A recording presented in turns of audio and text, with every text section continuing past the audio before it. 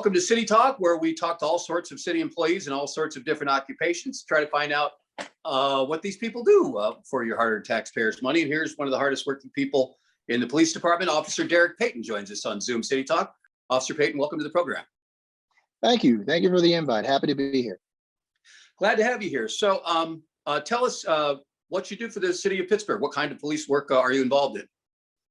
I am a Zone 1, which is north side of Pittsburgh, community resource officer. I've been in this position for about four and a half years. I'm not sure if everyone knows what a community resource officer does. We are.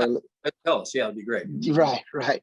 I'm a liaison between the communities and the police. I explain what the police are doing to the community, and I explain what the community wants and needs from the police. So what kinds of questions might the community typically be asking about police work?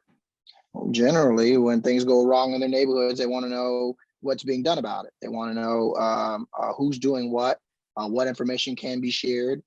Generally, understanding when due to ongoing investigations, information cannot be shared.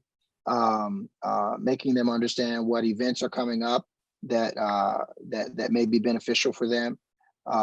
Giving them information in terms of that most people think they know more about what the police do than they actually than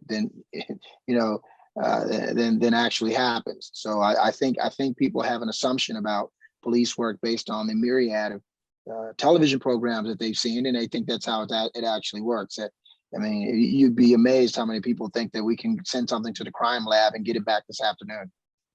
I'm sorry, but you can't actually solve crimes in 60 minutes or less? No, just generally. Well, it depends. Sometimes it can work. You can have it solved, but you're not even going to be in court for the next 60 days. That's probably right. That's a good point. That's probably the exception, not the rule.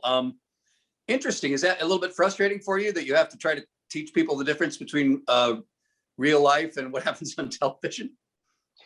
It's not frustrating. It's expected. But the problem arises when they think they know. They're sure they know, and that's that kind of thing is, even when presented with the facts, you get people that are somewhat resistant. There's a cognitive dissonance that happens that you have to learn to deal with. It just comes as part of the job. They might be thinking, boy, I don't know if this Officer Payton knows what he's doing, and you're like, no, you just don't understand that your understanding is not the correct way things actually work. But never say that. You have to say that, but you can never say that. You have to be much more diplomatic than that, I'm guessing. Much more diplomatic than that. You have to agree with them and then correct them while you're agreeing. That's interesting. So why did you decide to become a policeman? And did you know that this is what the job was going to be? Or did you specifically look into this particular kind of police work? Well, it's very odd. I wasn't interested in police work very early on because I'm from the west side of Chicago. We didn't have a very good association with police in Chicago when I was coming up in the mid to late 80s. So it wasn't something I was interested in. I became interested in it later on. I mean, be the change that you want to see. You know what I mean? Mm-hmm. So that's when it became interesting to me. And I only thought of police work in one way. I thought it was just, cops and robbers. I wasn't aware that there were so many different areas that you can get into with police work. I didn't know that. I came to Pittsburgh to go to the Art Institute of Pittsburgh, but what I got was pretty much a communications degree, something having to do with communications. And just so happens, becoming a police officer, there's a communication side, and there's community work, and there's a lot of good work that can be done. So I kind of landed there. Did you see yourself in some kind of different role for a different organization when you went to school? In other words, was that the last thing you thought you were going to be was a police officer? Last thing, I was not thinking of police work at all. Not at all. If you had asked me if that was going to happen to me 10 years before that, I would have laughed at you. I would have laughed at you. But the more I What did looked you at see it, yourself? Did you see yourself working for a corporation or? I was more of an artsy kind of guy. Okay, You know, that's I loved artist. it. I loved music. I loved entertainment. I loved communications. I loved public relations, and that was kind of my niche, and it's kind of what I still do here. So you might have been working for a concert promoter or something like that. And Exactly. I might have been working for a concert promoter. I might have been promoting concerts myself. I might have been managing a group. I might have been being a spokesperson for a record label. I might have been, those kinds of things, administration. So, by the way, correct me if I'm wrong, but the Art Institute is now defunct, right? Is that sort of sad? yes, it was funky long before it was defunct. It got a little funky. It was funky before it was defunct, and that's probably It why was funky before, yeah. which is why it is defunct. So that has caused me some consternation. Yes, that's just weird when your no longer exists. I can't imagine that. There were some really good things about it, Uh-huh. but at the same time, when you have people that get involved, I know it's kind of off the beaten path, but when you have people that get involved in it who don't have the best interests of the students at heart, and people that are more interested in making money than they are about helping people and helping students and helping people find jobs and in their chosen fields, or the fields that they're supposed to be helping people in, then things go south. You graduated with a degree in communications and got out while the getting was good. What right after college? Well, I ended up working for KDKA as a news writer producer. KDKA AM 1020, the radio side. Oh, I used to work there myself. Get out of here. When? Actually, well, 2005, 2006, and then I was back part-time. Oh, okay. I was there in 95, 96. Okay, I just moved to Pittsburgh in 96, so our paths didn't cross. Yes. You were on the radio side? Yeah. I talk show host. Evil, liberal, Republican bashing talk show host. So you're a liberal on KDKA? I know. That's probably why I'm no longer there. How did that go over? What were you, like, elbowing Fred Hansberger at the time? They kept me tonight. Yeah. I worked with Fred, though, for several times. He and I had wars. He and I had some wars. Did you ever meet John? Oh my God, did we have some wars? Did you ever meet John Cigna? Only sitting around the Starbucks on McKnight Road. I don't think I worked there when he worked there. I think he just retired. Oh, you talk about a guy with some character, man. That guy, we used to go on ticket raids. Of course, you know what a ticket raid is, but we used to go on promotions for the rest of you, radio promotions. And he would be like the personality, and I would be, of course, the guy that was helping out or handling the radio side and producing. And he would say, "Hey, yeah, folks, this is my son. He's from Italy too, Southern Italy, way Southern Italy." John Cigna was, oh my God, he was something else. I've heard many amazing stories about John Cigna. So how long were you there? What after that? I was only there for a couple of years. Just like you, my ideas and attitudes toward the way things should go and be written was vastly different than theirs. So that that didn't work out. My I don't even consider myself that liberal, but they were too liberal for them. So that didn't work out well. So I moved on. I started trying to go ahead. Well, I'm sorry, I won't beat this to death, but were you working with a specific news anchor, the guy in the morning? I was working with Bob Kometz. Okay, right. I know the name. I also didn't meet him, but yeah, gotcha. Yes. Well, lucky you. All right. Well, well then, so you got out of radio and got into something else. Well, I got out of that radio station, and then I started doing like concert promotions and ground promotions for other coming events with WAMO. Oh, with Whammo. Okay, cool. Yeah, yeah. So I started. I did a few things with them. Um, and then Pittsburgh isn't like this bustling entertainment town. So I kind of had to. I started working. I had to move on to other things. And I moved into customer service with working with AT&T. I did that for a while, and jobs like that. Okay, and then how did you find out about the opening at the police department, and what led you to apply? Oh boy, see. Well, now this can get interesting because this is dangerous. This is dangerous territory because when I first applied, I didn't get hired, and I had some I will say legal difficulties getting hired as a police officer, and ended up in a class action suit that we ended up eventually winning, and that's how I ended up getting our job. So you got to join the force because you won the class action suit. I got to join the force because we kind of came to an amicable agreement. Oh, okay. How about that? Yeah, I didn't file a class action suit, but the first two jobs I applied for were at the Department of Public Safety, and I didn't get them either. So I guess we have a lot in common. Yeah. Well, that's an interesting way to get in. But you obviously enjoy your job very much. I do. Yes. I mean, it's rewarding. And how often are you out in the neighborhoods? And was that curbed in any way because of COVID?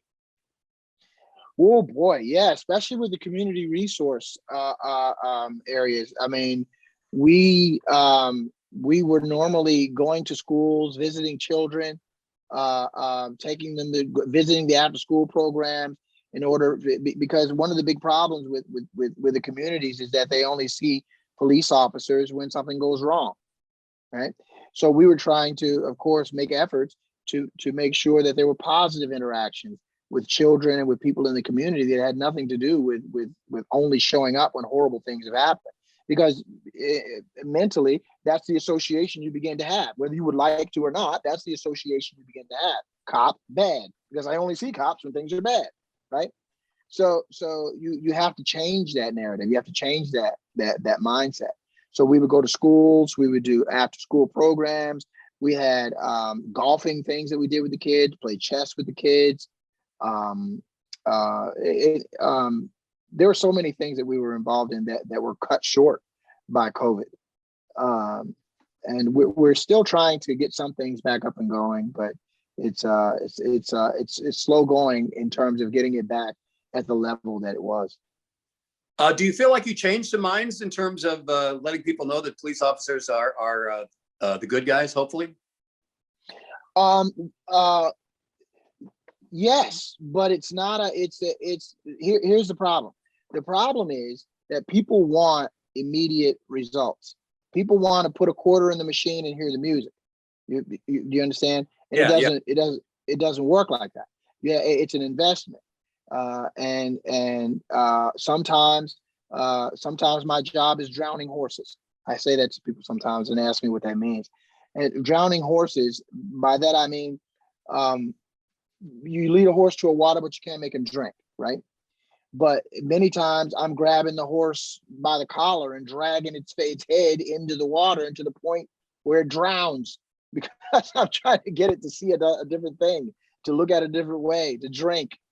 And that's very difficult because we are working against decades and decades of negative experience from people. I have some of those negative experiences. Okay. And it took a while for me to change my mind before I decided to try and become a police officer. So that's interesting. So you had to change your mindset a little bit as well. Oh, definitely. I mean, there was always, here's what's odd about it. What's odd about it is it wasn't the three police officers That's just an area, just a number, but 3 police officers that handled the situation that I came across wrong. It was the one out of the 3 that handled it right that convinced me that they weren't all that way, and that you could be a different way. So the interactions and then recognize how much power that one officer had to make a change by simply making another decision, by simply being in the right place at the right time and making a better decision. And that was very influential in terms of me changing my mind about what police are, because it boiled down to the cop, the police officer itself. And it wasn't all police, it was, individual. So how have you been coping with COVID? Obviously, we're all been limited and sort of isolated. How's that been going for you? Well, it's definitely had some interesting dimensions to my life, just like everybody else's. But in terms of police work, it's of course complicated things a lot more. I mean, it's difficult to be in a foot chase with a mask on, Yeah. it's difficult to try and get somebody on the ground and put cuffs on them and shuffle your mask back over your nose. So it's an inherently dangerous situation. But I mean, nobody ever took a police job to stay safe. Is there anything you miss, particularly like going out to restaurants or going to concerts, or everything with the lack of mobility? Yes, of course. I mean, there are things that I used to. I mean, this job, you have to get away from the job sometimes and just do something that has nothing to do with the job. Now you can still do the outdoor things. You can still walk and run and ride your bike and play some golf and maybe go out to the driving range. You can still do those things. But I used to love to go out to the cigar bar and have a cigar with some friends and have a drink and have a charcuterie plate. It was a great release. You can't do that.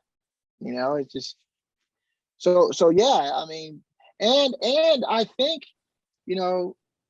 maybe it's going out on a limb, but I think many of the problems, the uptick that we're seeing in the violence going on around here has something to do with people being, locked up for a year, the weather warming up and people being shut down for a year and people not seeing people and coming across people. And now they're running into each other. So we're having an uptick in the violence. Yeah, not a good thing. No, so would you recommend no. a career in law enforcement to folks just coming up? Yes. Yes, I would recommend a career in law enforcement. I think new blood, new thinking is the way forward. It is a rewarding career. It doesn't get paid as much as I think it should, but you can make a decent life. There you meet some excellent people. You have some excellent opportunities. So yes, I would definitely recommend it. And if you don't mind my asking, how old were you when you joined the force? 46. So, because people probably think you're probably going to be in your 20s if you're becoming a police officer, but I think that's interesting that you waited until then to join, and you found it so rewarding since. Yes, I'm telling you, I don't think that I would have. I don't think I would have been ready to become a police officer at 25. Mm-hmm. I'm not. I can't speak for anyone else, But as for me, I don't think that I handled the job differently mentally at 46 than of course I would have at 25. I'm far more able to handle the job in mentally than I would have been at 25. And I'm far more guarded and protected, I should say, against it having and affecting my personality in negative ways than I would have been at 25. It's very easy on this job to have it affect your personality in a negative way. So I don't know that I would have been able to withstand or beat back so much of the negativity that you see at 25. Some of it is life experience, like I said, coming to it at 46. Another part of it is compartmentalizing things. There's certain things you can't put in a box, but most things you can. I mean, you don't take it. Learning to not take things personally. Even when people are personally attacking you, ad hominem attacks on you personally, You have to develop a thick skin and understand that even in the worst moment, this is this person's worst moment. This is one of the worst times. It's definitely the worst part of their day. So you can't take it personally. So those are some of the things that you have to have, mental abilities that you have to keep going. All right. And do you see yourself now as a lifelong Pittsburgher, or any thoughts of ever moving back to Chicago? Oh, I'm definitely never moving back to Chicago, but in one way or another, I'll always be connected to Pittsburgh. Good enough. Thank you. It was really good, enjoyable talking to you. Thanks so much for doing the program today. Have a great. Thank you for your time. Officer Darrick Payton, ladies and gentlemen. That is this edition of City Talk. We will see you next time.